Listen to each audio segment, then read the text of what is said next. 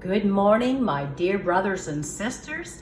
I've got this picture for you today. Is something that I did with graphite pencil, and it's a picture of Jesus and holding a little boy. And one of the things that I really wanted to share with you this morning was about some of the things that God does in our lives, the things that He calls us to, whether it's a pastor, prophet, teacher, or what have you. God has always called each and every one of us to things today. And I wanted to share with you one of the things that I have found in a manual book of Dr. Paula Price. And it is about the seeing prophet, seer, and the seer manifestations. And so I'll get right into that right now. So beginning with the seeing prophet. An oversight prophet who receives his or her communications from God, mostly through visions. Seeing prophets' mantles have strong shepherding and pastoral elements attached. And that Roeh, with R-O-E-H, is one name given to this prophet. It is meant to convey the mantle's oversight attributes over the Hoseh, H-O-Z-E-H, or Choseh, C-H-O-Z-E-H.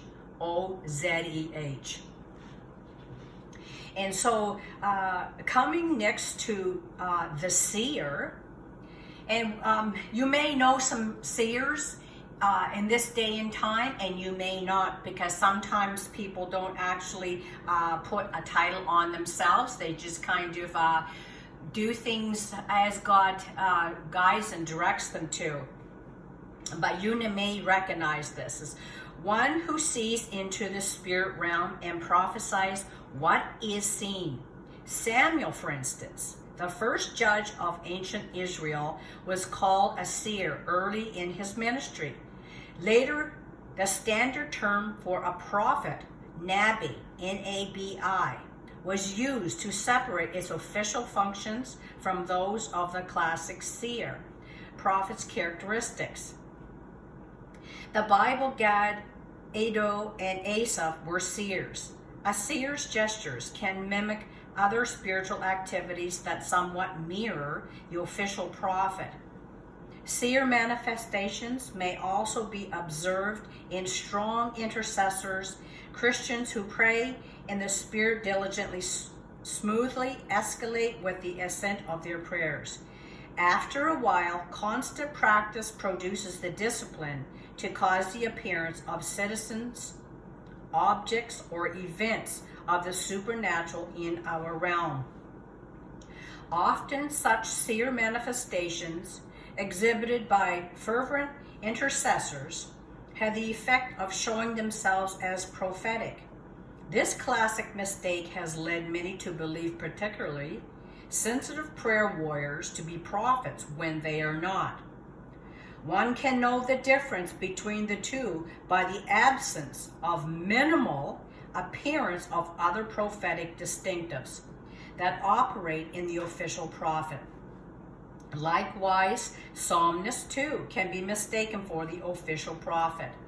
This is because their exalted praise and worship activities enable them to soar so high in the spirit realm that they easily see and sometimes retrieve spiritual information normally outside the scope of typical ministerial access. And here we have seer manifestations. Is a term to express the appearance of normally invisible and imperceptible activity of God's spiritual creation. Visions, observance of supernatural and futuristic scenes, and various apparitions are examples of these. Seer manifestations always emphasize the visual over the audible. So these are just some things what the Lord wanted me to share today. So be really looking into the Word of God, because there are many things that pertain to the seers and the prophets in this day and time, or the psalmists, or You know, prophetic people, there are many things that we really need to learn. And if you're a young person, this should really minister to you and help you to understand some more of the things that God is doing in and through his people in this day and time. And so I really hope that you will be blessed by this message, and that you will share, like, subscribe, and leave in the comments what you may have learned from this, or what you can maybe share with other people. And so I really just hope that you will really have a blessed day. God bless you, and thank you for stopping by.